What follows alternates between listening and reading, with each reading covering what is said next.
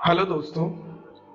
Operation management हमें सिखाता है कि किस तरीके से हम ऑर्गेनाइजेशन में अवेलेबल रिसोर्सेज, चाहे मैन हो, चाहे मटेरियल हो, चाहे मनी हो, चाहे मशीन हो, चाहे अदर रिसोर्सेज हो, हम उनको किस तरह से इफेक्टिवली और एफिशिएंटली यूज कर सकते हैं, यानी उनका ऑप्टिमम यूटिलाइजेशन कर सकते हैं। इसी सीरीज में हम आज नया टॉपिक स्टार्ट करेंगे, time study. Time study operation management का एक इंपॉर्टेंट टॉपिक है। तो चलिए आज हम टाइम स्टडी के बारे में समझते हैं कि आखिर टाइम स्टडी है क्या।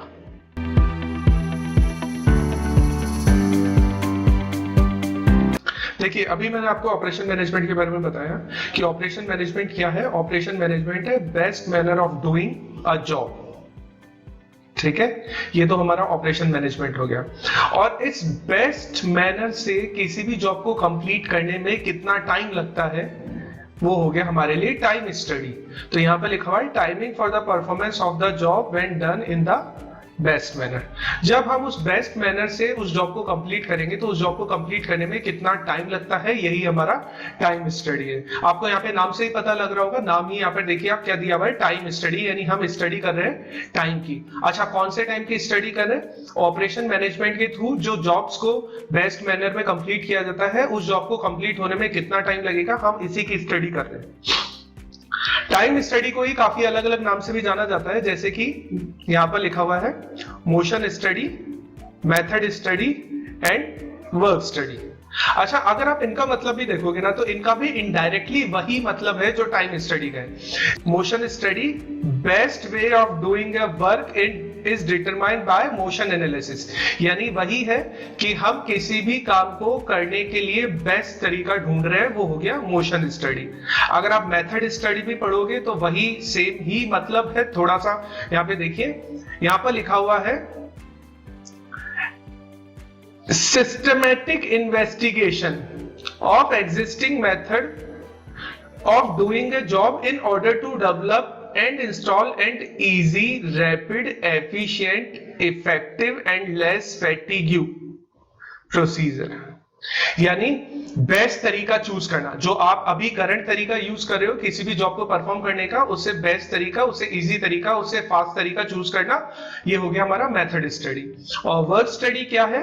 वर्क स्टडी है best and most efficient way of using the available resources. जो भी हमारे पास अवेलेबल रिसोर्सेज होते हैं उनको इफेक्टिवली और एफिशिएंटली यूज करना। इसका मतलब ऑपरेशन मैनेजमेंट डील करता है effective and efficient utilization of resources, वहीं पर उस रिसोर्सेज से किसी भी जॉब को कंप्लीट करने में कितना टाइम लग रहा है, ये हमें बताता है टाइम स्टडी। मैंने ये सारे नोट्स नीचे यहाँ पर डिस्क्रिप्शन में डाले हुए हैं, आप वहां से जाकर इन नोट्स को डाउनलोड कर सकते हैं। टाइम स्टडी सॉल्व करने के लिए कुछ एक फॉर्मूलाज यूज किए जाते हैं। यहाँ पर ये आपको फॉर्मूला दिख रहे होंगे, तो यहाँ पर इन फॉर्मूलाज को आप एक बार वीडियो पॉज करके नोट डाउन कर लीजिए, हम इन फॉर्मूला का मतलब उसके बाद समझते हैं। अच्छा, अगर आप यहाँ पर देख रहे हैं तो हमारे पास यहाँ पर 5 अलग अलग फॉर्मूलाज गिवन है। Formula number 1, formula number 2, formula number 3, formula number 4 और फॉर्मूला नंबर 5। इन 5 अलग अलग फॉर्मूलाज को यहाँ पे समझते हैं। सबसे पहले फॉर्मूला नंबर 5 से स्टार्ट करते हैं। फॉर्मूला नंबर 5 है स्टैंडर्ड टाइम का। फॉर्मूला है normal time multiply by 1 plus allowances. और स्टैंडर्ड टाइम का एक और फॉर्मूला होता है normal time divided by 1 minus allowances. इन दोनों फॉर्मूला की क्या यूजेबिलिटी है मैं आपको बाद में समझाऊंगा, आपको ये दोनों फॉर्मूला याद रखने हैं। अच्छा, यहाँ पर देखिए, आप अगर इस फॉर्मूला में देख रहे हैं तो इस फॉर्मूला में 2 अलग अलग टर्म दी हुई है। एक तो टर्म है हमारे पास में नॉर्मल टाइम और एक टर्म है हमारे पास में अलाउंसेस। ठीक है, अलाउंसेस होते हैं, जैसे कि आप ये मानिए कि आप अगर किसी वर्कर को 8 आवर्स के लिए हायर करते हैं तो आप उससे लगातार 8 आवर्स काम नहीं करवा सकते। आपको उसको बूस्ट करने के लिए या उसकी एफिशिएंसी को रिचार्ज करने के लिए आपको बीच में उसको टाइम देना पड़ता है। जैसे मान लीजिए आपने उसको हाफ एन आवर तो लंच के लिए दे दिया और हाफ एन आवर आपने उसको अदर एक्टिविटीज के लिए दे दिया। इसका मतलब यह है कि आपने वर्कर को हायर तो 8 आवर्स के लिए किया है, लेकिन आपने उसको 1 आवर के अलाउंसेस दिए हैं। ठीक है, अच्छा, उसके बाद दूसरी टर्म जो नॉर्मल टाइम है, तो उस नॉर्मल टाइम के लिए यहां पर देखिए एक फॉर्मूला नंबर 4 दिया हुआ है नॉर्मल टाइम के लिए। फॉर्मूला है average time multiply by observe rating. अच्छा, ऑब्जर्व रेटिंग को ही परफॉर्मेंस रेटिंग और एफिशिएंसी कहा जाता है। ठीक है, अच्छा, अब यहाँ पे बात कर लेते हैं एफिशिएंसी की। देखिए, एफिशिएंसी क्या होता है? लिमिटेड रिसोर्सेज का बेस्ट यूटिलाइजेशन करना ही एफिशिएंसी है। अच्छा, यहां पर एफिशिएंसी टर्म समझिए। एफिशिएंसी ह्यूमन और मशीन दोनों के लिए ही यूज की जाती है।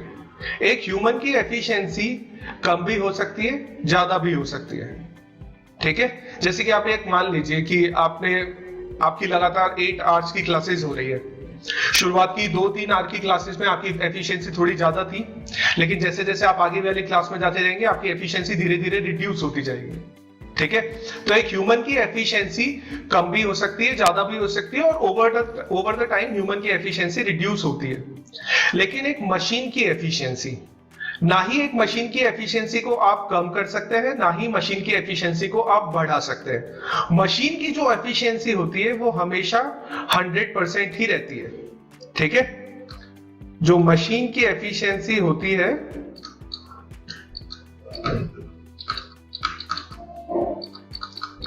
वो हमेशा 100% ही होती है, ना 100% से कम होती है, ना 100% से ज्यादा होती है। जैसे आप यहां पर एक एग्जांपल से समझिए। मान लीजिए कि हमारे पास एक प्रिंटर है और वो प्रिंटर 1 घंटे में 50 पेज प्रिंट आउट के देता है। हमें टोटल 500 पेजेस का प्रिंट आउट देना है, तो उसको 500 पेजेस प्रिंट आउट करने में 10 आवर्स का टाइम लगेगा।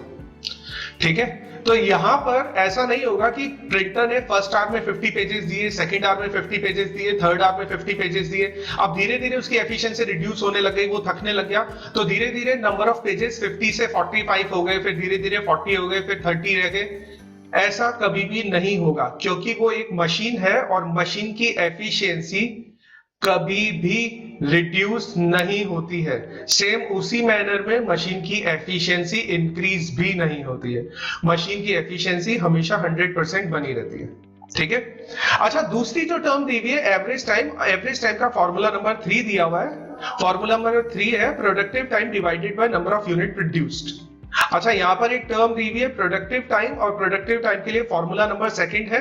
फॉर्मूला है available time multiply by utilization. और यहां पर यूटिलाइजेशन के लिए फर्स्ट फॉर्मूला दिया हुआ है number of working observations divided by total observations. चलिए अब यूटिलाइजेशन को भी समझ लीजिए कि यूटिलाइजेशन होता क्या है। मान लीजिए एज ए मैनेजर हम एक वर्कर को ऑब्जर्व कर रहे हैं, कि सिर्फ ऑब्जर्वेशन है कि हम ऑफिस में बैठे बैठे उस वर्कर को देख रहे हैं कि कितनी बार वो हमें काम करता हुआ मिला, कितनी बार वो हमें काम करता हुआ नहीं मिला। मान लीजिए हमने उस वर्कर को 100 टाइम ऑब्जर्वेशन किया, तो हमारा टोटल ऑब्जर्वेशन हो गया 100। उन 100 ऑब्जर्वेशन में से वर्कर हमें 70 टाइम्स काम करता हुआ मिला। इसका मतलब वर्कर अपने आप को 70% यूटिलाइज कर रहा था। ठीक है, इस कंसेप्ट को हम किसी दूसरे तरीके से भी समझ सकते हैं। जैसे कि आप मान लीजिए कि आपके पास ऑर्गेनाइजेशन में टोटल 100 मशीन्स अवेलेबल है, जिसमें से 70 मशीन्स आपकी वर्किंग है, तो आप अपनी ऑर्गेनाइजेशन में मशीन्स का 70% ही यूटिलाइजेशन कर पा रहे हैं। ठीक है, तो यूटिलाइजेशन हो गया कि आपकी जितनी कैपेसिटी है आप उस कैपेसिटी को कितना यूज कर पा रहे हैं, वही आपका यूटिलाइजेशन। अच्छा, यूटिलाइजेशन का एक और कंसेप्ट समझिए। यहां पर यूटिलाइजेशन कैन बी 100%, कि आपने वर्कर को 100 टाइम ऑब्जर्व किया और वो 100 टाइम ही काम करता हुआ मिला। तो utilization can be 100%, but utilization can not be more than 100%। मतलब ऐसा कभी भी नहीं हो सकता कि आपके पास 100 मशीन्स अवेलेबल है और उसमें से 105 मशीन्स काम कर रही है। ठीक है, तो यहां पर एक चीज समझिए, utilization can be 100% or less than 100%, but utilization cannot be more than 100%। तो आपको इन 5 फॉर्मूला को टाइम स्टडी के अंदर यूज करना है। ध्यान दीजिए दोबारा से, स्टैंडर्ड टाइम में जो नॉर्मल टाइम दिया हुआ है फॉर्मूला के अंदर, वो नॉर्मल टाइम का फॉर्मूला नंबर 4 है। जो नॉर्मल टाइम में एवरेज टाइम दिया हुआ है, एवरेज टाइम का फॉर्मूला नंबर 3 है। एवरेज टाइम में जो प्रोडक्टिव टाइम दिया हुआ है उसका फॉर्मूला नंबर 2 है, और प्रोडक्टिव टाइम में जो यूटिलाइजेशन दिया हुआ है उसका फॉर्मूला नंबर 1 है। ठीक है, हम इन फॉर्मूला को यूज करके टाइम स्टडी के क्वेश्चंस को सॉल्व करते हैं। मॉड्यूल में जो टाइम स्टडी के क्वेश्चन दिए हुए हैं वो काफी अलग अलग पेजेस पर दिए हुए हैं, डिफरेंट पेजेस पर है। तो यहाँ पर मैंने डिस्क्रिप्शन में ही एक लिंक दिया हुआ है, गूगल ड्राइव लिंक है, वहां से जाकर आप मॉड्यूल के सारे क्वेश्चन नोट डाउन कर सकते हैं।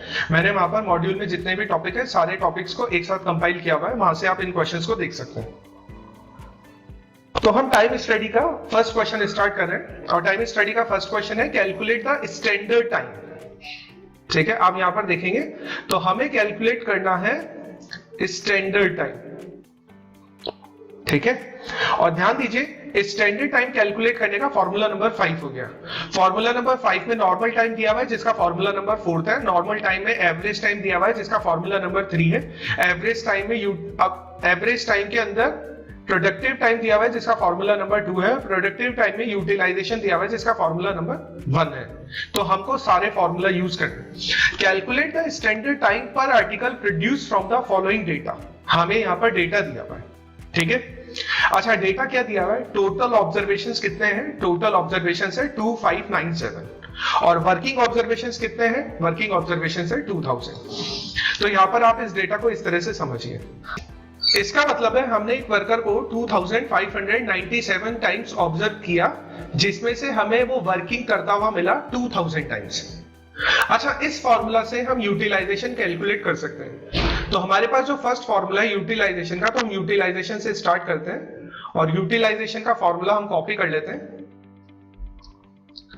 तो हमारा यूटिलाइजेशन का जो फॉर्मूला है वो फॉर्मूला है number of working observations divided by total observations. ठीक है, तो यहां पर अपने पास वर्किंग ऑब्जर्वेशन कितने हैं फॉर्मूला क्वेश्चन में डेटा के अकॉर्डिंग, अपने पास यहां वर्किंग ऑब्जर्वेशन है 2000 और टोटल ऑब्जर्वेशन है 2597। ठीक है, अच्छा अगर हम यहाँ पे यूटिलाइजेशन कैलकुलेट करेंगे तो यूटिलाइजेशन परसेंटेज में होता है, तो साथ के साथ 100 से मल्टीप्लाई कर देते हैं। तो ठीक है, यहाँ पर यूटिलाइजेशन कैलकुलेट करते हैं कैलकुलेटर में।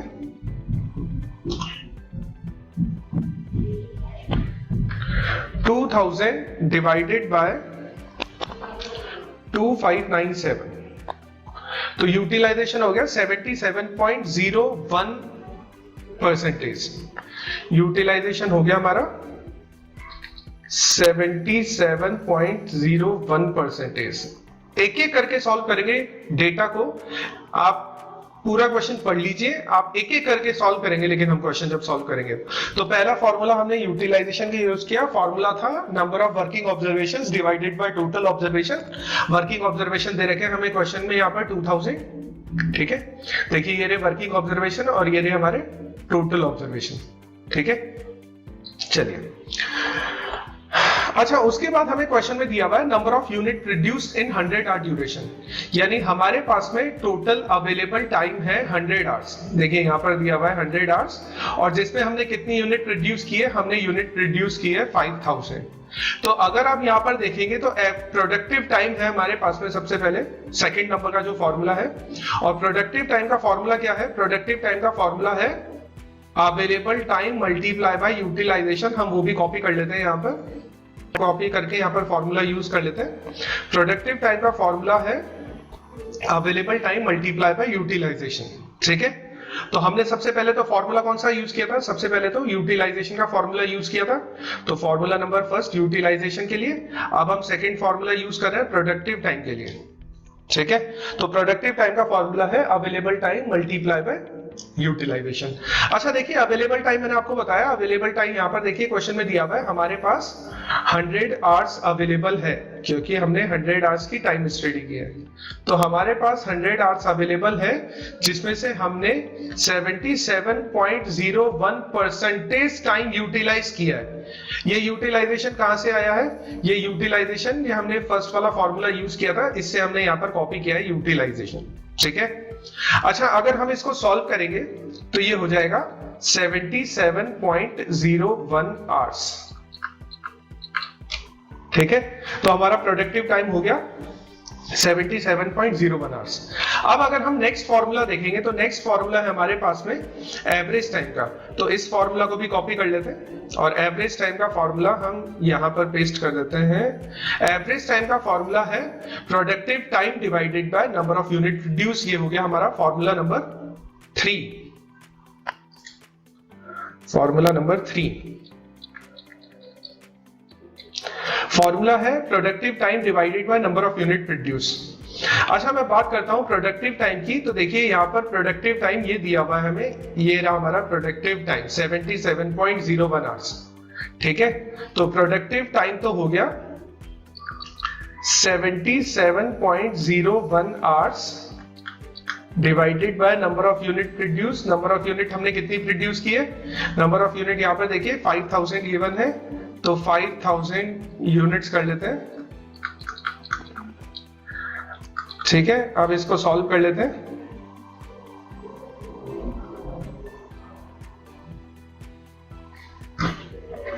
तो वो था हमारे पास में 77.01 आवर्स को डिवाइड करना है 5000 यूनिट से, तो ये आ रहा है 0.015। ये आ रहा है हमारा 0.015 आवर्स। ठीक है, 0.015 आवर्स। आप चाहे तो इसको मिनट्स में भी चेंज कर सकते हैं, तो मिनट्स में चेंज करने के लिए मल्टीप्लाई बाय 60 कर ले। आवर्स को मिनट्स में चेंज करने के लिए मल्टीप्लाई बाय 60। तो जब हम इसको मल्टीप्लाई करेंगे 60 से, तो मल्टीप्लाई बाय 60, तो ये नंबर हो जाएगा 0.92 मिनट्स, 924 मिनट्स पर यूनिट। ये हो जाएगा 0.924 मिनट्स पर यूनिट, क्योंकि अब एवरेज आया है तो एवरेज टाइम पर यूनिट के लिए आना स्टार्ट हो जाएगा। ध्यान दीजिए, आपको सिर्फ फॉर्मूला पुट करना है और फॉर्मूला में क्वेश्चन में वैल्यूज गिवन है, वो वैल्यूज पुट करनी है और आपका डायरेक्ट आंसर आता जाएगा यहाँ पर। अच्छा, इसके बाद अगर आप देखेंगे तो proportion of manual labour and proportion of machine time question में गिवन है। मैनुअल लेबर गिवन है 3/4 और मशीन टाइम गिवन है 1/4। ठीक है, देखिए ये 3/4 और 1/4 नंबर्स गिवन है, यानी 3/4 वर्क तो मैन ने किया है और 1/4 वर्क मशीन ने किया। ठीक है, इसका मतलब है कि एक यूनिट बनने में जो 0.924 मिनट्स लगे हैं, एक यूनिट कंप्लीट होने में 0.924 मिनट्स लगे हैं, उसमें से 3/4 काम तो मैन ने किया है और 1/4 काम मशीन ने किया है। ठीक है, तो हम यहां पर 0.924 को, यानी हम एवरेज टाइम को दो अलग अलग पार्ट्स में डिवाइड कर देते हैं। एवरेज टाइम हम कैलकुलेट कर लेते हैं, पहला तो average time for man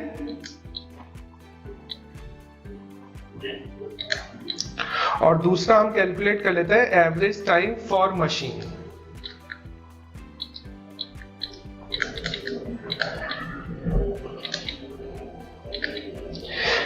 point 924 minutes per unit का 3/4 तो मैन के लिए हो जाएगा और 0.924 मिनट्स पर यूनिट का 1/4 मशीन के लिए हो जाएगा। ठीक है, हमें क्वेश्चन में दिया हुआ है मैनुअल लेबर और मशीन टाइम के लिए प्रोपोर्शन दिया हुआ है, तो हम सेम प्रोपोर्शन यूज कर रहे हैं। अच्छा, हम एवरेज टाइम को दो अलग अलग पार्ट्स में क्यों डिवाइड कर रहे हैं, इसका रीजन मैं आपको बाद में समझाता हूं। पहले आप यहां पर इन दोनों को डिवाइड कर लीजिए।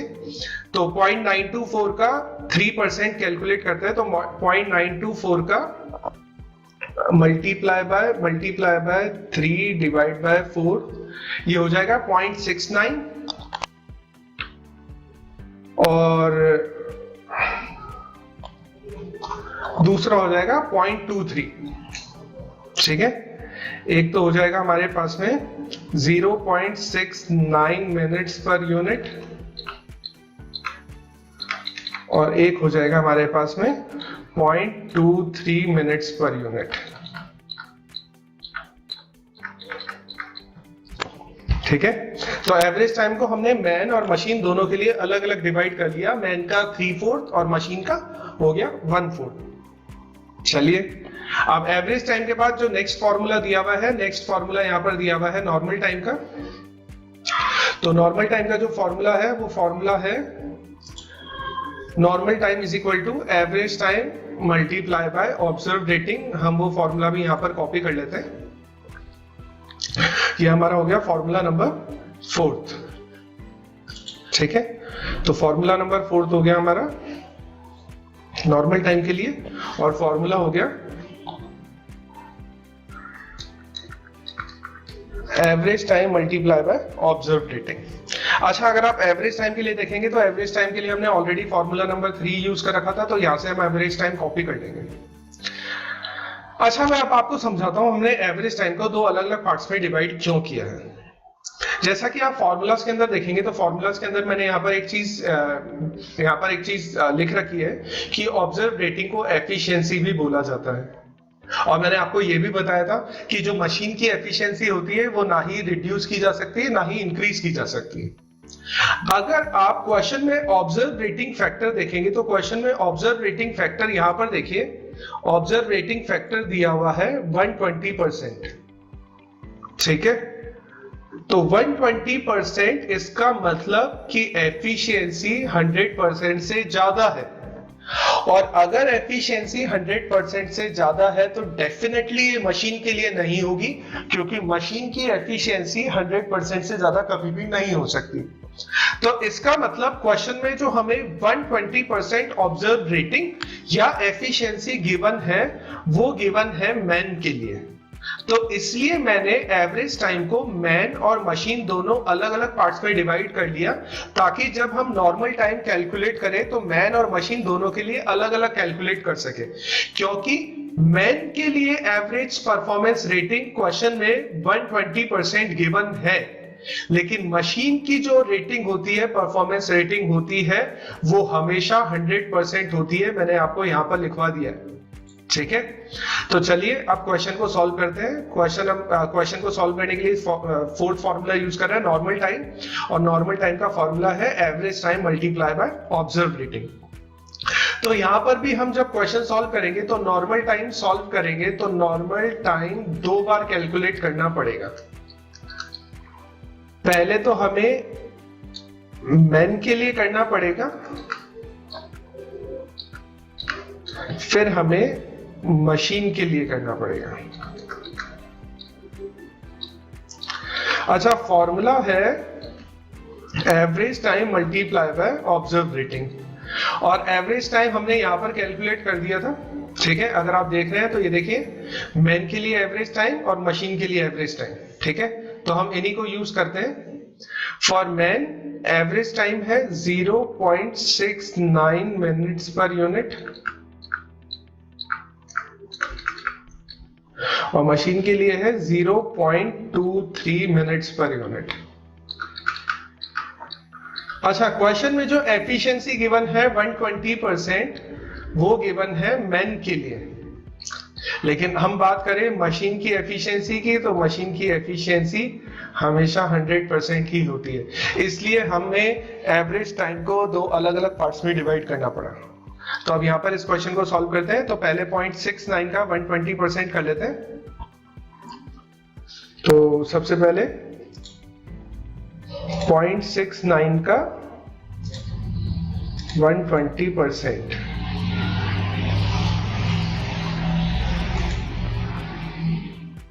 ये हो गया 0.828, या मैं 0.83 कर लेता हूं इसको। परसेंटेज में अगर कैलकुलेट करेंगे तो ये हो जाएगा 0.828 और 0.83 मिनट्स पर यूनिट। और वही हम मशीन के लिए करेंगे तो मशीन के लिए टाइम रहेगा 0.23 मिनट्स पर यूनिट। ठीक है, तो हमने नॉर्मल टाइम भी कैलकुलेट कर लिया, और नॉर्मल टाइम के बाद जो हमें मेन कैलकुलेशन करनी है, यहाँ पर हमें कैलकुलेशन करनी है, अगर आप यहाँ पर देखेंगे तो हमें कैलकुलेशन करनी है किसकी, हमें कैलकुलेशन करनी है स्टैंडर्ड टाइम की।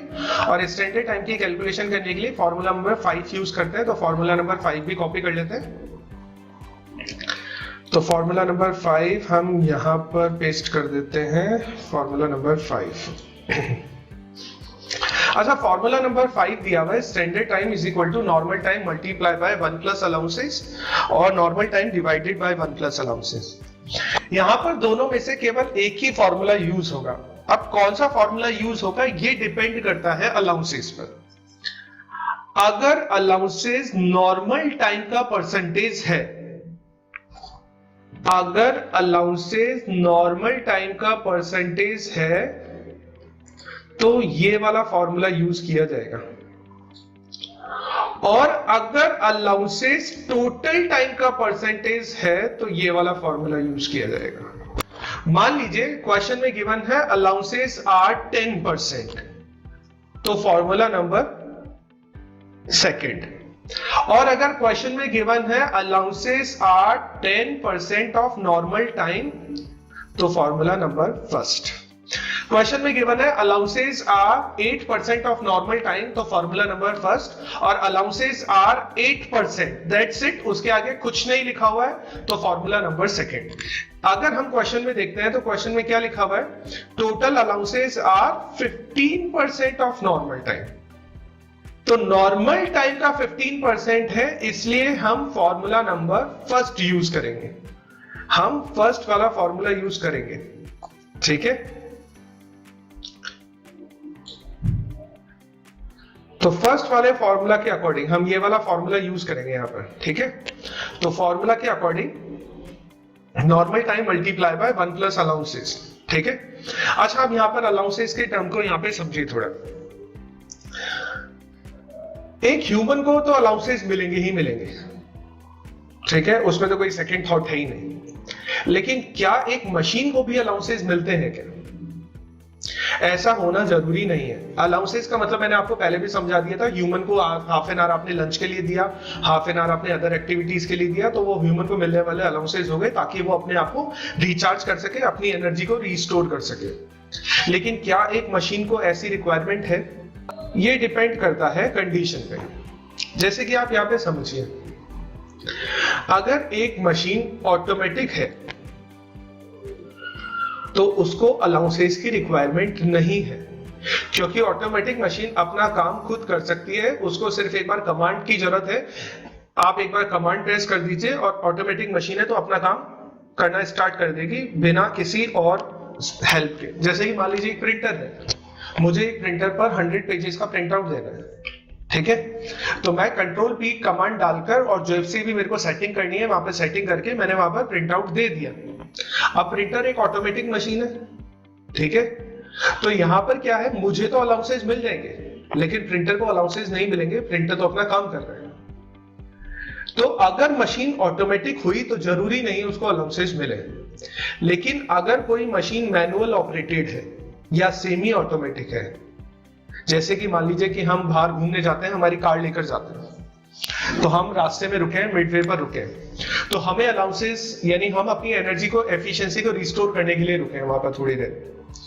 तो अगर हम वहां पर रुके हैं अपनी एनर्जी को रिस्टोर करने के लिए, तो हमने वहां पर कार को भी ऑफ कर दिया होगा, ठीक है। तो इसका मतलब ये है कि हमें अलाउंसेस मिला तो कार को भी अलाउंसेस मिला। मतलब कि अगर कोई भी मशीन मैनुअल है, कार मैनुअल है, तो कार को हमें अलाउंसेस मिलेगा तो कार को भी अलाउंसेस मिलेगा। लेकिन अगर कोई मशीन ऑटोमेटिक है तो जरूरी नहीं है उसको अलाउंसेस मिले। तो यहां पर इस कंसेप्ट को समझने के लिए हम स्टैंडर्ड टाइम को 2 बार सॉल्व करेंगे। स्टैंडर्ड टाइम हम जब 2 बार सॉल्व करेंगे, तो पहली बार सॉल्व कर रहे हैं standard time when allowances are allowed to machines, machines को allowances allowed है। ह्यूमन को तो अलाउंसेस मिल ही रहे हैं, मशीन को मिलेंगे या नहीं मिलेंगे दैट डिपेंड्स। तो सबसे पहले हमने सॉल्व किया व्हेन हमने मशीन को अलाउंसेस अलाउ कर दिया। अच्छा, अगर हम मिडवे पर हाफ एन आवर के लिए रुके हुए हैं, हमने हाफ एन आवर के लिए रिफ्रेशमेंट लिया है, तो हमारी कार को भी हाफ एन आवर का ही अलाउंस मिल रहा है। यानी जितना टाइम ह्यूमन को अलाउंसेस मिल रहे हैं उतना टाइम ही मशीन को भी अलाउंसेस मिलेंगे। और यहाँ पर कितना है, यहाँ पर अलाउंसेस देखिए, यहाँ पर अलाउंसेस गिवन है 15% ऑफ नॉर्मल टाइम, ठीक है, अलाउंसेस गिवन है 15% ऑफ नॉर्मल टाइम। तो चलिए क्वेश्चन सॉल्व करते हैं। फॉर्मूला है स्टैंडर्ड टाइम का, जो फॉर्मूला है वो फॉर्मूला है normal time multiply by 1 plus allowances. मैंने आपको बता दिया फर्स्ट फॉर्मूला यूज होगा, क्योंकि जो अलाउंसेस है वो नॉर्मल टाइम का परसेंटेज है। अगर अलाउंसेस वहां पर से 15% लिखा होता तो हम ये सेकंड वाला फॉर्मूला यूज कर लेते हैं। ठीक है, तो normal time into 1 plus allowances use करेंगे। तो नॉर्मल टाइम यहाँ पर हमें दोनों को अलाउंसेस देना है, मैन को तो मिल ही रहे, मशीन को भी अलाउंसेस देने हैं, हमें दोनों को अलाउंसेस देने हैं। तो मैन और मशीन का नॉर्मल टाइम फॉर्मूला के हिसाब से, देखिए यहाँ पर फॉर्मूला में नॉर्मल टाइम है, तो मैन और मशीन का नॉर्मल टाइम ऐड करके, और मैन और मशीन का नॉर्मल टाइम हो गया 1.06। ये हो गया हमारे पास में 1.06 minutes per unit. Multiply by 1 plus allowances, allowances are 15%, जिसको हम डेसिमल में लिखेंगे 0.15। तो अगर हम इसको सॉल्व करेंगे तो 1.06 को मल्टीप्लाई करना है 1.15 से। ठीक है, तो हम चेक कर लेते हैं इसका रिजल्ट क्या आएगा। 1.06 को मल्टीप्लाई करना है 1.15 से, तो रिजल्ट आएगा 1.22।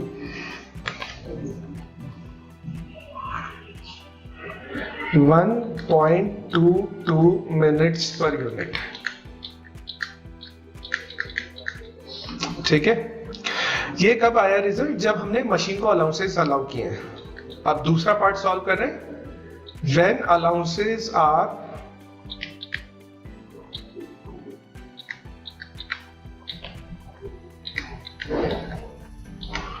Not allowed to machines, machines को अलाउंसेस अलाउड नहीं है।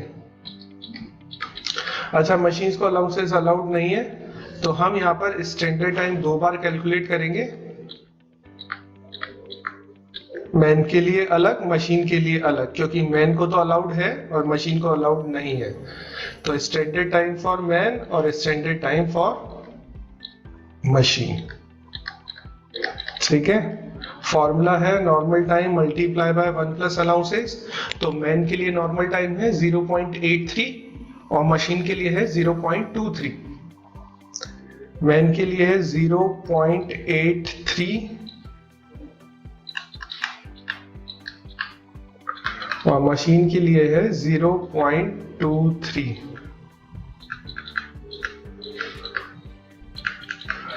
तो मैन को तो अलाउंसेस मिले हैं, तो मल्टीप्लाई बाय 1 प्लस 0.15।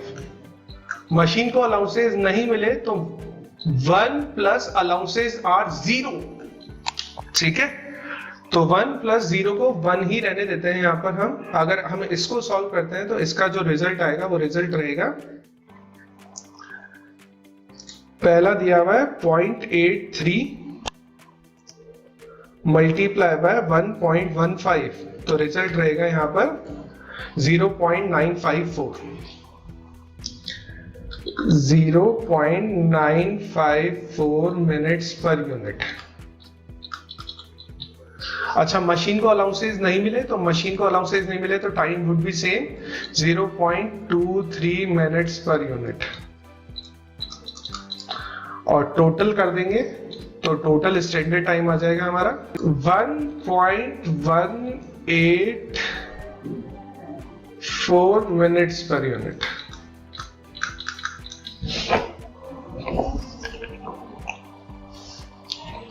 ठीक है,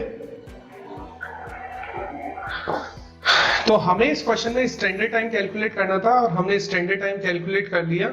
तो हमारा इस क्वेश्चन का एक आंसर तो ये हो गया 1.22 मिनट्स पर यूनिट, एक आंसर तो ये है, और एक आंसर हमारे पास में ये हो गया 1.184 मिनट्स पर यूनिट।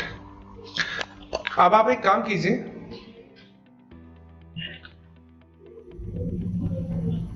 वीडियो को पॉज कीजिए और सबसे पहले यहां पर एवरेज टाइम की कैलकुलेशन नोट डाउन कर लीजिए, और इसके बाद नॉर्मल टाइम और स्टैंडर्ड टाइम के लिए भी कैलकुलेशन नोट डाउन कर लीजिए। अच्छा, अगर आप इसको समझेंगे तो फॉर्मूला वही था, हमने 5 फॉर्मूला लिखे हैं। यूटिलाइजेशन, डेटा सारा क्वेश्चन में गिवन है, 2000 वर्किंग ऑब्जर्वेशन ये गिवन है, 2597 टोटल ऑब्जर्वेशन यहाँ पर गिवन है, तो उससे यूटिलाइजेशन कैलकुलेट किया, 100 आवर्स अवेलेबल टाइम गिवन है, तो उससे हमने प्रोडक्टिव टाइम कैलकुलेट किया, 5000 यूनिट्स गिवन है, तो उससे हमने एवरेज टाइम कैलकुलेट किया, एवरेज टाइम को मैन और मशीन दो अलग अलग पार्ट्स में बांट दिया। रीजन, क्योंकि हमें जब नॉर्मल टाइम कैलकुलेट करना है तो नॉर्मल टाइम में जो 120% एफिशिएंसी गिवन है क्वेश्चन के अंदर वो हमें सिर्फ मैन्युअली यूज करनी है, इसलिए हमने दोनों को अलग अलग कैलकुलेट किया यहाँ पर। उसके बाद स्टैंडर्ड टाइम में हमने जब अलाउंसेस की बात की तो जरूरी नहीं मशीन को अलाउंसेस अलाउ किए जाए, तो यहाँ पर हमने उसके लिए दो बार क्वेश्चन को सॉल्व किया, when allowances are allowed to machines और when allowances are not allowed to machines. तो ये हमारे मॉड्यूल का सेकंड क्वेश्चन है। इस क्वेश्चन में हमें कैलकुलेट करना है स्टैंडर्ड प्रोडक्शन, और स्टैंडर्ड प्रोडक्शन को कैलकुलेट करने के लिए हम फाइंड आउट करेंगे स्टैंडर्ड टाइम। ठीक है, अच्छा, जब हम स्टैंडर्ड टाइम की कैलकुलेशन करते हैं तो हम फॉर्मूला स्टार्ट करते हैं यूटिलाइजेशन, उसके बाद हम करते हैं प्रोडक्टिव टाइम, उसके बाद हम करते हैं एवरेज टाइम, एवरेज टाइम के बाद हम करते हैं नॉर्मल टाइम, नॉर्मल टाइम के बाद हम फाइंड आउट करते हैं स्टैंडर्ड टाइम। लेकिन अगर आप क्वेश्चन को ध्यान से समझेंगे तो ऑब्जर्व टाइम पर यूनिट, अच्छा पर यूनिट मतलब हमें क्वेश्चन में एवरेज टाइम ऑलरेडी दिया हुआ है, मतलब ना ही हमें यूटिलाइजेशन कैलकुलेट करने की रिक्वायरमेंट है, ना ही हमें प्रोडक्टिव टाइम कैलकुलेट करने की रिक्वायरमेंट है, और ना ही हमें एवरेज टाइम कैलकुलेट करने की रिक्वायरमेंट है, क्योंकि एवरेज टाइम ऑलरेडी क्वेश्चन में दिया हुआ है। तो हमें नेक्स्ट क्या सॉल्व करना पड़ेगा, हमें सॉल्व करना पड़ेगा नॉर्मल टाइम। ठीक है, और नॉर्मल टाइम का फॉर्मूला होता है average time multiply buy rating factor या एफिशिएंसी। अच्छा, इस क्वेश्चन के अकॉर्डिंग देखेंगे तो एवरेज टाइम दिया हुआ है 5 मिनट्स पर यूनिट, और रेटिंग फैक्टर यहां पर दिया हुआ है 120%, तो मल्टीप्लाई बाय 120% करेंगे तो इससे जो रिजल्ट आएगा वो होगा 6 मिनट्स पर यूनिट। ठीक है, अच्छा, अब हमने नॉर्मल टाइम कैलकुलेट कर लिया, तो नॉर्मल टाइम के बाद हमें कैलकुलेट करना है स्टैंडर्ड टाइम, और स्टैंडर्ड टाइम का हम फॉर्मूला नंबर फर्स्ट यूज करेंगे। रीजन, क्योंकि यहाँ पर नॉर्मल टाइम का परसेंटेज दिए हुए अलाउंस से, तो फॉर्मूला होगा normal time multiply by 1 plus allowances.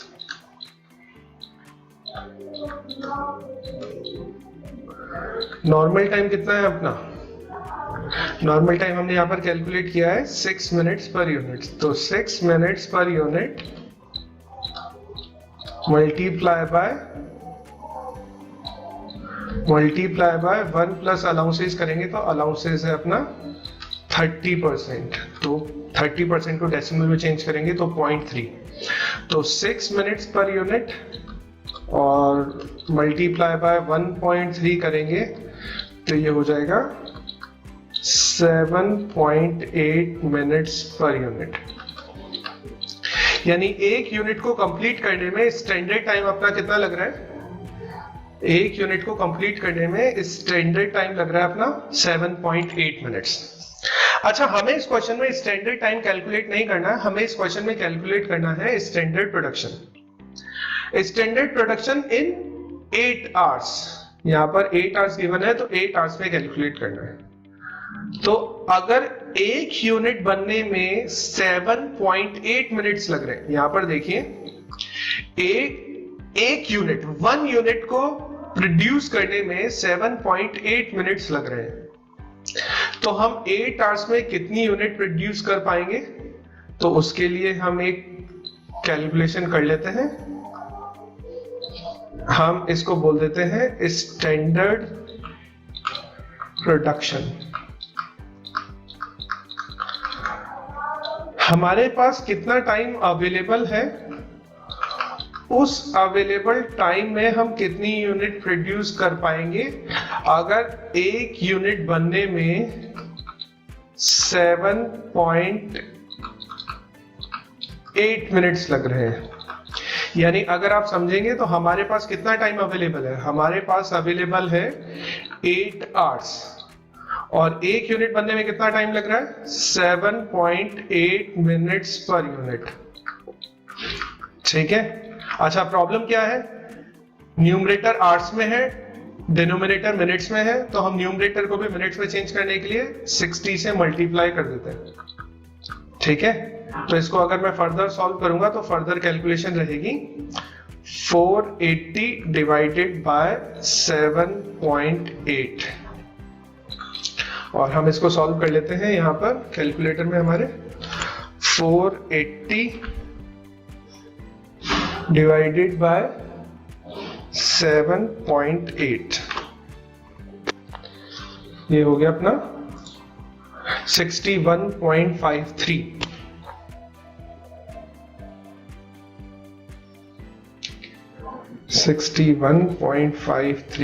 Units.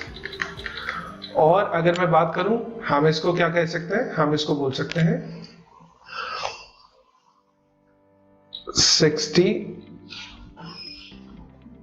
61 units complete होगी, जो 61 यूनिट्स कंप्लीट हो जाएगी। 1 यूनिट बनने में 7.8 मिनट्स लग रहे, तो 8 आवर्स में हम 61 यूनिट्स को कंप्लीट कर लेंगे। तो आप यहां पर वीडियो को पॉज करके एक बार इस क्वेश्चन का सॉल्यूशन नोट डाउन कर लीजिए। चलिए नया क्वेश्चन स्टार्ट करते हैं। Question number 3। क्वेश्चन नंबर 3 है, study in the packaging department of a soft drink manufacturing unit reveal the following facts for a worker. Basant Rao Patil, एक वर्कर है, उसके लिए कुछ डेटा कलेक्ट किया है, तो उस वर्कर के कुछ यहाँ पर जॉब ऑब्जेक्ट दिए हुए हैं। सबसे पहला दिया हुआ है गेट एम्प्टी कार्टन, फिर उसके बाद दिया हुआ है प्लेस 30 बॉटल्स इन कार्टन, और उसके बाद दिया हुआ है close the carton and set aside. ठीक है। तो उस वर्कर के 3 अलग अलग टास्क है, और उनको जो टास्क परफॉर्म करने में टाइम लग रहा है ना, वो टाइम भी यहां पर क्वेश्चन में दिया हुआ है। उन 3 इवेंट्स के लिए 4 अलग अलग साइकिल्स यूज किए गए हैं, यानी 4 बार उन इवेंट्स के लिए टाइम को नोट डाउन किया गया है। उन इवेंट्स के लिए 4 बार टाइम को नोट डाउन किया गया है। तो यहां पर वो टाइम दिया हुआ है, जैसे आप एम्प्टी कार्टन का देखेंगे तो 0.15, 0.25, 0.17, ऐसे ही प्लेस 30 बॉटल्स का भी 1.56, 1.8, 1.75, और ऐसे ही 0.2, 0.1 और 0.15 close the carton and set aside का है। साथ में इन तीनों इवेंट्स के लिए परफॉर्मेंस रेटिंग भी गिवन है यहां पर, देखिए आप। ठीक है। अच्छा, स्मोकिंग कोई प्रोडक्टिव इवेंट नहीं है, तो हम स्मोकिंग को यहां पर कैलकुलेट करते भी नहीं है। स्मोकिंग बस ऐसे ही डेटा दिया हुआ है। उसके बाद क्वेश्चन में दिया हुआ है bottle slipped out of hand and broke. ये दिया हुआ है, हमने यहां पर जो स्टार यूज किया है ना, इस स्टार के लिए दिया हुआ है। यहां पर हमने टाइम नोट डाउन नहीं किया, और उस टाइम को नोट डाउन नहीं करने के पीछे जो रीजन है वो ये है कि बॉटल्स हाथ से स्लिप हो गई, टूट गई, इसलिए हमने वहां पर टाइम को नोट डाउन नहीं किया।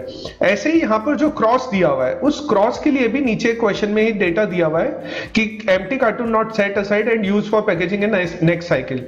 वही कार्टून नेक्स्ट साइकिल की पैकेजिंग में भी यूज कर लिया, तो थोड़ा सा प्रॉब्लम हो गई, तो इसलिए वहां पर टाइम को हमने एलिमिनेट कर दिया। क्वेश्चन का नेक्स्ट पार्ट है कैलकुलेट द स्टैंडर्ड प्रोडक्शन। हमें स्टैंडर्ड प्रोडक्शन कैलकुलेट करना है, तो स्टैंडर्ड प्रोडक्शन कैलकुलेट करने के लिए हमें सबसे पहले कैलकुलेट करना पड़ेगा स्टैंडर्ड टाइम, और स्टैंडर्ड टाइम की कैलकुलेशन के लिए हमें चाहिए नॉर्मल टाइम, और नॉर्मल टाइम की कैलकुलेशन के लिए हमें चाहिए एवरेज टाइम। ठीक है। तो सबसे पहले आप यहां पर समझो कि हमें जो इवेंट्स गिवन है, इन इवेंट्स के साइकिल टाइम गिवन है। अगर हम इन साइकिल टाइम को ऐड करके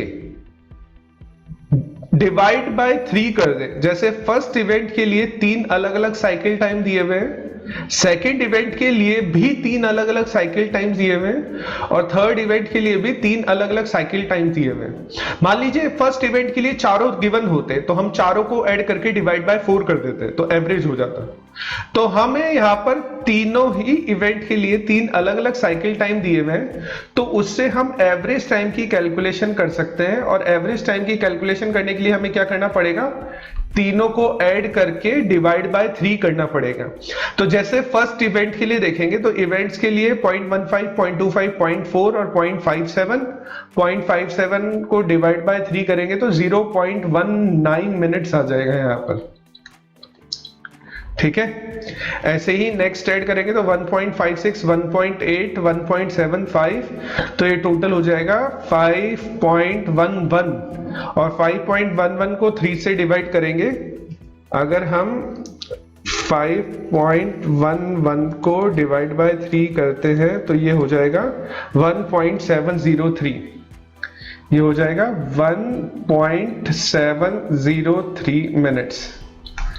ऐसे ही हम नेक्स्ट इवेंट के लिए भी कैलकुलेशन कर सकते हैं, 0.2, 0.1, 0.3, 0.45 और एवरेज करेंगे तो 3 से डिवाइड करेंगे तो 0.15 मिनट्स आ जाएगा इसका। ठीक है, अच्छा एवरेज टाइम आ गया हमारा। एवरेज टाइम को अगर हम परफॉर्मेंस रेटिंग से मल्टीप्लाई करेंगे तो हम क्या फाइंड आउट कर सकते हैं? एवरेज टाइम को परफॉर्मेंस रेटिंग से मल्टीप्लाई करेंगे तो हम फाइंड आउट कर पाएंगे नॉर्मल टाइम। तो एवरेज टाइम को परफॉर्मेंस रेटिंग से मल्टीप्लाई कर देते हैं तो 19 का 90%, सबसे पहले हम यहां पे सॉल्व करते हैं। 0.19 का 90% वो हो जाएगा 0.17।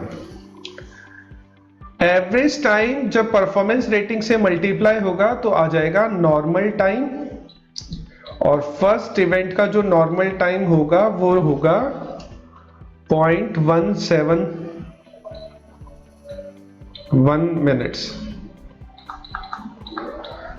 ऐसे ही 1.703 को मल्टीप्लाई करना है 105% से, तो यहां पर 1.703 को मल्टीप्लाई करना है 105% से, तो रिजल्ट आएगा 1.788।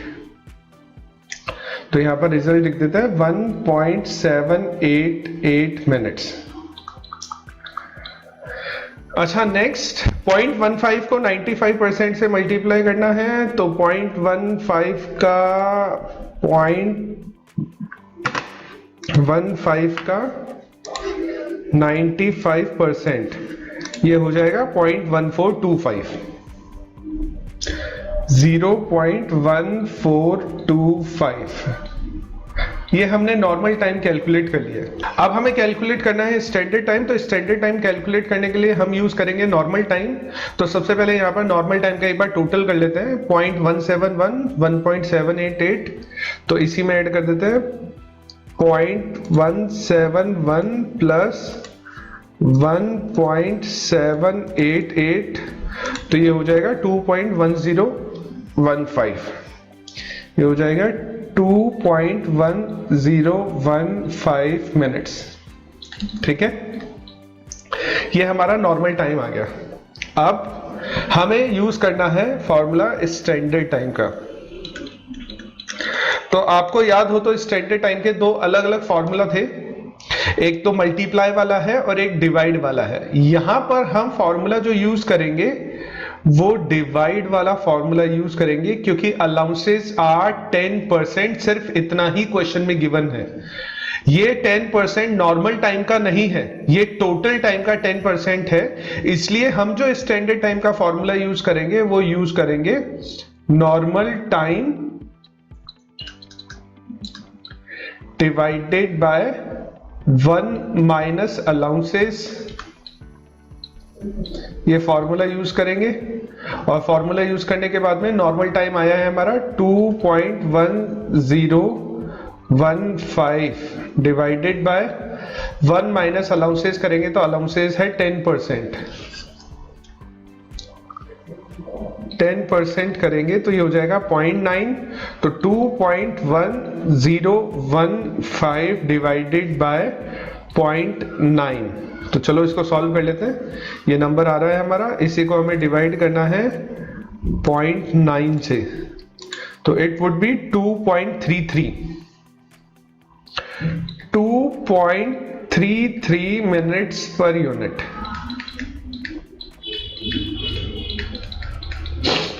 अच्छा अब यहां पे ये समझिए, ये तो अभी तक हमने स्टैंडर्ड टाइम कैलकुलेट किया है, हमें यहाँ पर कैलकुलेशन करनी है स्टैंडर्ड प्रोडक्शन की। तो जैसा हमने लास्ट वाले क्वेश्चन में सॉल्व किया था स्टैंडर्ड प्रोडक्शन, तो स्टैंडर्ड प्रोडक्शन के लिए देखिए हमने लास्ट वाला जो क्वेश्चन सॉल्व किया था वहां पर स्टैंडर्ड प्रोडक्शन में आपको बता देता हूं, हमने स्टैंडर्ड प्रोडक्शन के लिए एक फॉर्मूला यूज किया था। फॉर्मूला था available time divided by standard time per unit. ठीक है, तो हम यही सेम फॉर्मूला यूज करेंगे नेक्स्ट क्वेश्चन के लिए भी। स्टैंडर्ड प्रोडक्शन यहां पर कैलकुलेट करना है तो available time divided by standard time per unit.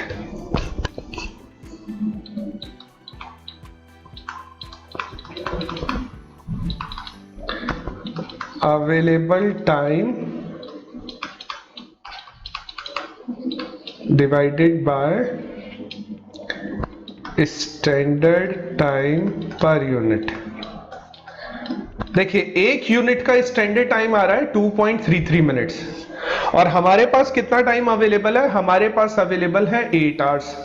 तो 8 आवर्स में हम अगर एक यूनिट को बनाने में 2.33 मिनट्स लगाते हैं तो 8 आवर्स में हम कितनी यूनिट कंप्लीट कर सकते हैं, तो इसको ऐसे सॉल्व करेंगे 2.33 मिनट्स पर यूनिट। अच्छा प्रॉब्लम वही है, न्यूमरेटर आवर्स में है, डिनोमिनेटर मिनट्स में है, तो इसको भी 60 से मल्टीप्लाई करना पड़ेगा। तो ये हो जाएगा 480 minutes divided by 2.33 minutes per unit. अगर हम इसको कैलकुलेट करेंगे तो हम number of unit find out कर सकते हैं। तो ये है हमारे पास में 480 डिवाइडेड बाय 2.33, तो हो जाएगा 206 यूनिट्स। ये हो जाएगा हमारा 206 यूनिट्स। ये हो जाएगा हमारा आंसर। तो हमने क्या किया, सबसे पहले इन तीनों टाइम्स को ऐड करके और ऐड करने के बाद 3 से डिवाइड करके एवरेज टाइम कैलकुलेट किया, उसको परफॉर्मेंस रेटिंग से मल्टीप्लाई किया। यहां पर परफॉर्मेंस रेटिंग मल्टीप्लाई किया तो नॉर्मल टाइम आ गया। नॉर्मल टाइम का टोटल किया, नॉर्मल टाइम का टोटल करने के बाद में स्टैंडर्ड टाइम का फॉर्मूला यूज किया, allowances divided by 1 minus allowances वाला फॉर्मूला यूज किया, क्योंकि यहां पर अलाउंसेस गिवन है वो टोटल टाइम का 10% है, ना कि इस नॉर्मल टाइम का 10%। उसके बाद हमने स्टैंडर्ड प्रोडक्शन कैलकुलेट किया और स्टैंडर्ड प्रोडक्शन हमारा आ गया 206 यूनिट्स। अब आप एक काम कीजिए, वीडियो को पॉज करके एक बार इस क्वेश्चन का सॉल्यूशन नोट डाउन कर लीजिए। अच्छा, आप ये जब क्वेश्चन का सॉल्यूशन नोट डाउन करेंगे तो इस क्वेश्चन के सॉल्यूशन में आपको याद रखना है कि ये टेबल कंप्लीट बनानी है आपको, ठीक है।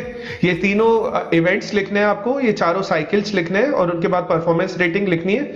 उसके बाद आपको ये क्वेश्चन कंप्लीट करना है। तो चलिए अब आप क्वेश्चन को एक बार नोट डाउन कर लीजिए।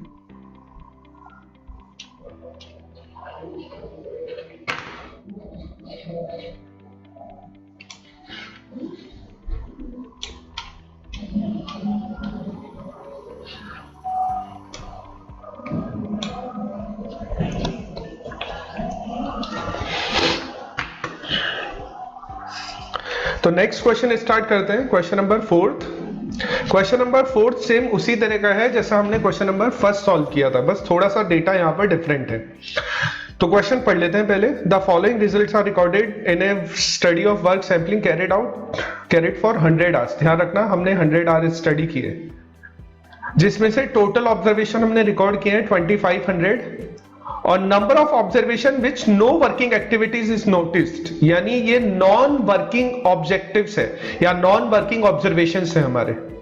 तो अगर टोटल ऑब्जर्वेशंस 2500 है और नॉन वर्किंग ऑब्जर्वेशंस 400 है, तो इसका मतलब हम यहां पर वर्किंग ऑब्जर्वेशंस फाइंड आउट कर सकते हैं।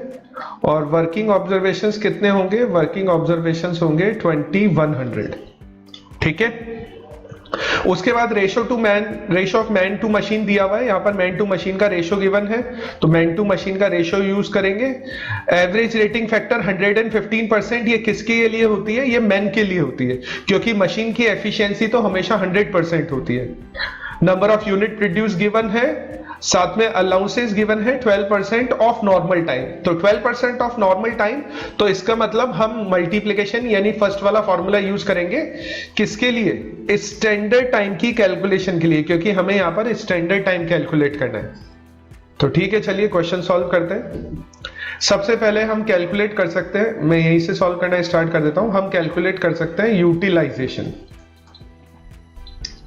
अच्छा, यूटिलाइजेशन का फॉर्मूला आप लोगों ने पहले ऑलरेडी नोट डाउन कर रखा है, आपको एक बार फॉर्मूला लिखना है, उसके बाद आपको कैलकुलेशन करनी है।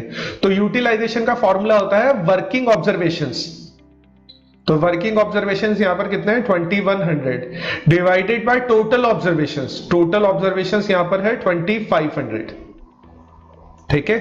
तो अगर मैं इसको कैलकुलेट करता हूं तो यूटिलाइजेशन वुड बी 84% हो जाएगा ये यूटिलाइजेशन। चलिए नेक्स्ट, सेकंड हमारे पास फॉर्मूला क्या होता है? सेकंड फॉर्मूला होता है हमारा प्रोडक्टिव टाइम का। तो प्रोडक्टिव टाइम का फॉर्मूला पहले हमने नोट डाउन कर लिया है ऑलरेडी। प्रोडक्टिव टाइम का फॉर्मूला होता है available time multiply by utilization. मैं एक बार दोबारा से लिख देता हूं, available time multiply by utilization. तो यहां पर अवेलेबल टाइम कितना है? ये देखिए 100 आवर्स है हमारे पास में available time.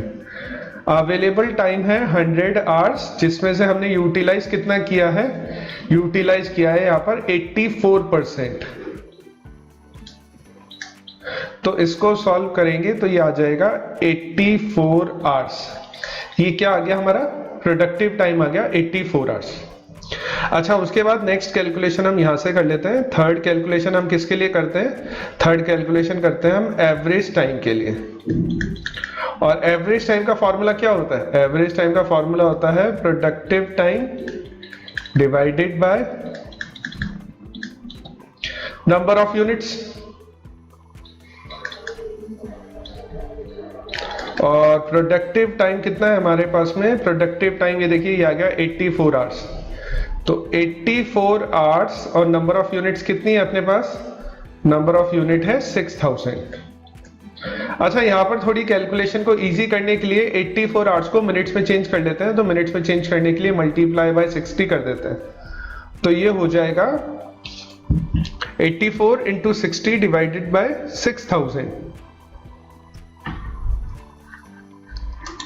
84 into 60 divide by 6000, 0.84। ये हो जाएगा 0.84 मिनट्स पर यूनिट। ये अपना एवरेज टाइम आ जाएगा। ठीक है। अच्छा, मैंने आपको बताया था लास्ट टाइम भी जब हमने क्वेश्चन नंबर फर्स्ट सॉल्व किया था, तो क्वेश्चन नंबर फर्स्ट में मैंने आपको बताया था कि मैन और मशीन का अगर टाइम अलग अलग दिया है, पर कंस्टेंट अलग अलग गिवन है, तो एवरेज टाइम को 2 बार कैलकुलेट करना पड़ेगा। मैन के लिए अलग, तो हम अलग अलग कैलकुलेशन कर लेते हैं फॉर मैन, और एवरेज टाइम की कैलकुलेशन कर लेते हैं फॉर मशीन। ठीक है। तो एवरेज टाइम आ रहा है 0.84, जिसमें से मैन ने कितना किया है? मैन ने किया है 2/3। तो 0.84 का 2/3 और मशीन का है 0.84 मिनट्स का 1/3। ठीक है। तो 0.84 का 2/3 कर लेते हैं। 0.84 को मल्टीप्लाई कर लेते हैं 2 से, डिवाइड कर लेते हैं 3 से, 0.56 और साथ के साथ माइनस 0.84 कर लेते हैं, 0.56 और 0.28। तो ये हो गया 0.56 मिनट्स पर यूनिट और 0.28 मिनट्स पर यूनिट। ये हमने कैलकुलेशन कर ली है। चलिए, अब एवरेज टाइम हमने कैलकुलेट कर लिया। तो एवरेज टाइम के बाद नेक्स्ट हमारे पास में होता है नॉर्मल टाइम। नॉर्मल टाइम का फॉर्मूला होता है average time multiply by performance rating.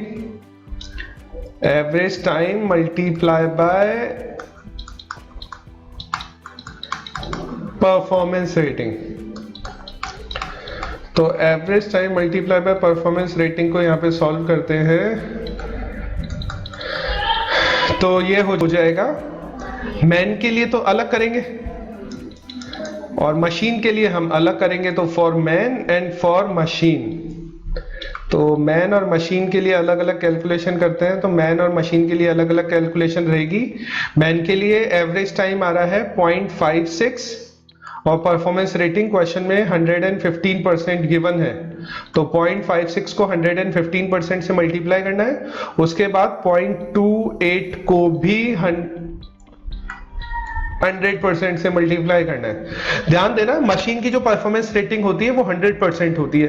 तो मशीन का टाइम तो चेंज नहीं होगा। Machine time would be 0.28 minutes per unit. और हम कैलकुलेशन कर लेते हैं, नॉर्मल टाइम की कैलकुलेशन कर लेते हैं मैन के लिए 0.56 का 115%। तो हम कैलकुलेशन कर लेते हैं 0.56 का 115%। ये हो जाएगा 0.644 मिनट्स पर यूनिट।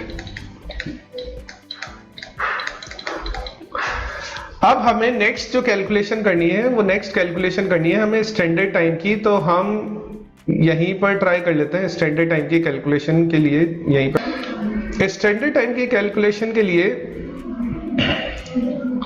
देखिए हमें फॉर्मूला यूज करना पड़ेगा मल्टीप्लिकेशन वाला। तो देखिए स्टैंडर्ड टाइम फॉर्मूला रहेगा हमारा, स्टैंडर्ड टाइम का रहेगा नॉर्मल टाइम डिवाइडेड बाय, नहीं multiply by, normal time multiply by 1 plus allowances. ये वाला फॉर्मूला यूज करेंगे क्योंकि जो अलाउंसेस गिवन है वो अलाउंसेस 12% ऑफ नॉर्मल टाइम है, तो नॉर्मल टाइम का 12% है, इसलिए हम ये वाला फॉर्मूला यूज करेंगे। अच्छा, जब मैंने आपको फर्स्ट क्वेश्चन सॉल्व करवाया था तो फर्स्ट क्वेश्चन में मैंने आपको बताया था स्टैंडर्ड टाइम की कैलकुलेशन हम 2 बार करेंगे। एक बार हम मशीन को अलाउंसेस अलाउ करेंगे, एक बार हम मशीन को अलाउंसेस अलाउ नहीं करेंगे। तो जो हम ए पॉइंट सॉल्व कर रहे हैं उसमें हम मशीन को अलाउंसेस अलाउ कर रहे हैं।